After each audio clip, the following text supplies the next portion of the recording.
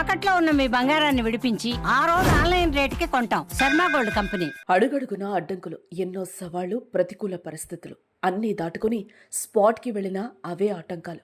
SLBC టన్నెల్లో చిక్కుకున్న 8 మంది మృతదేహాలు ఇంకా బయటకు రాలేదు. రెస్క్యూ బృందాలు విశ్వ ప్రయత్నం చేస్తూనే లోపలి పరిస్థితులు మాత్రం దారుణంగా ఉన్నాయి. అతి కష్టంతో అత్యాధునిక పరికరాలతో శుక్రవారం కార్మికులు చిక్కుకున్న ప్రాంతాలను గుర్తించారు. దీంతో శనివారం వారి బాడీలను బయటకు తీస్తారని అంతా అనుకున్నా సాధ్యం కాలేదు. 3 మృతదేహాలు దొరికాయని వార్తలొచ్చాయే తప్ప మృతదేహాలు మాత్రం బయటకు రాలేదు. టీబీఎం మిషన్ ముందు 4 మృతదేహాలు బురదలో 3 ఫీట్ల లోతులో ఉన్నాయి. మిగిలిన 4 మృతదేహాలు యంత్రం కింద ఉన్నట్లు తేలింది. మిషన్ ముందున్న 4 మృతదేహాలను యంత్రాలతో కాకుండా మనుషులతో వెలికితీసే ప్రయత్నాలు చేస్తున్నారు.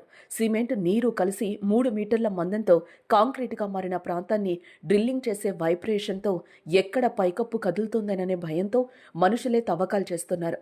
ప్రస్తుతం చివరి దశకు ఈ తవ్వకాలు చేరుకున్నాయి. అయితే ఏ క్షణమైనా 4 మృతదేహాలను వెలికి తీసే అవకాశం కనిపిస్తోంది.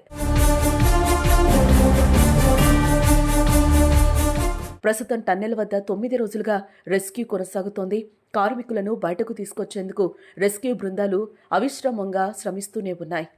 తాజాగా రెస్క్యూ బృందాలను కూడా పెంచారు. 18 సంస్థలకు చెందిన 54 మంది అధికారులు, 703 మంది నిపుణులైన సిబ్బంది సహాయక చర్యల్లో పాల్గొంటున్నారు. రెస్క్యూ ఆపరేషన్లో పాల్గొనేందుకు శనివారం సింగరేణి మైన్స్ నుంచి మరో 200 మంది చేరుకున్నారు.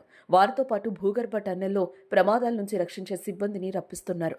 ప్రస్తుతం సొరంగంలో జీపీఆర్తో గుర్తించిన సర్ఫేస్ డిస్టర్బెన్స్ ఫోటోలను విశ్లేషిస్తున్నారు.